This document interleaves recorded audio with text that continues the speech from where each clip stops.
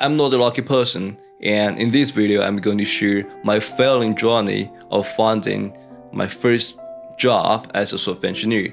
So I graduated in 2020, and if you watch my previous video, actually my earliest videos when I show my face, actually I interviewed at Qualcomm in San Diego, California, like in 2 summers in 2018 and 2019. And since I did a good job, I also received the written offer. So in 2020, in my final year, I didn't think of finding jobs at all because I thought I can just go back to the US, get H-1B visa, and just work there.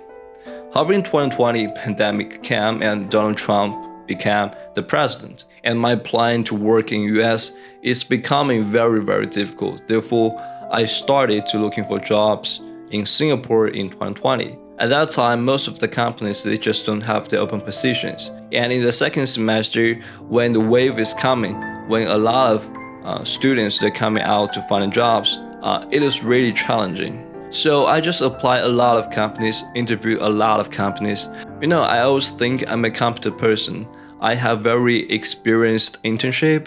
I can do very good in coding, and I have very great communication skills. So I was very confident in the beginning, but after rounds of failures, I just don't get it. I still remember my interview journey at Visa. So that was a whole day interview, and there were like 3 rounds. So there were 2 competitors with me together. So 3 of us, 3 new grads, are competing for a same position. One of them never studied CS. He only tried lead code maybe a month ago. And second person, he's also not very good in computing, though he's a CS student. But they are both Singaporeans. Even today, I think I did pretty good in the 3 rounds of interviews. I solved all the lead code questions. I try to articulate my opinions about, their objective questions. I think I did pretty good. But after waiting, there's no response. And there are many other companies like Dyson. I interviewed Dyson, and they replied me 3 months later asking, "Hey, would you think about our second round of interview?" And I also tried many positions. I tried software engineering, development positions.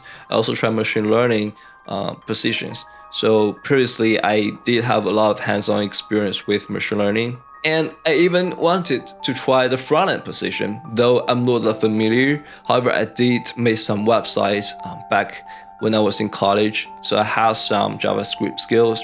So I tried almost everything. But it's just so hard for me to find a job. And I have to ask me a question. Compared to most of my friends, I got a higher GPA. I got a better internship experience. I can speak English much more fluently. And also, I'm more good looking. Therefore, constantly, I keep asking myself a question. What is going on? And when I keep trying, finally, I got an offer from the Bidens. And indeed, that is a very good offer. Therefore, the lesson that taught me was, just never give up, just keep trying.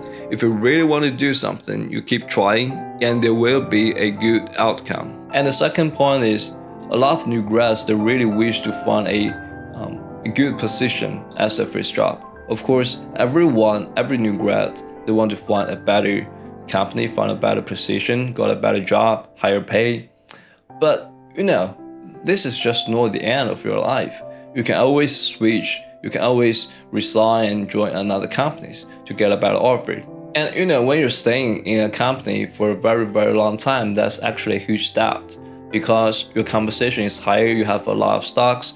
Therefore, when there's layoff, you are more likely to get laid off. And I can also see a lot of my friends, they are very, very competent. I know their skills, I know what they can do. And their first job is just like a so-so job. It's not that good. And later, after 1 or 2 years, they just joined the splendid companies like JumpTrade, JanStreet. So my point here is, life is always journey. The start, of course, it matters, but it doesn't affect your destination. Last but not least, I would like to mention about the interview selection. So after joining this industry for several years, I also have some experience with interviewing other candidates. I know sometimes the interview selection process is not fair, right?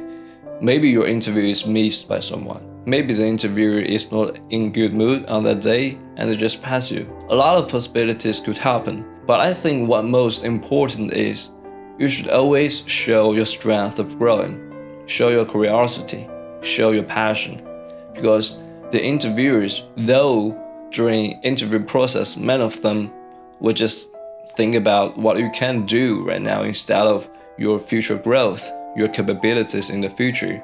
But I mean, for those kind of interviewers, for those kind of companies, even though you didn't get a job, you can think of that as lucky, because if they cannot see your growth capabilities in the future, you cannot grow very well in the company neither.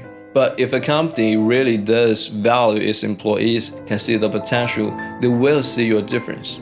And especially for those kind of elite companies, they really highlight on the candidates, for example, the leadership, the growth capabilities, how eager they wish to learn. So nowadays, a lot of people admire my current status. I got a very good pay, and my past experience is splendid.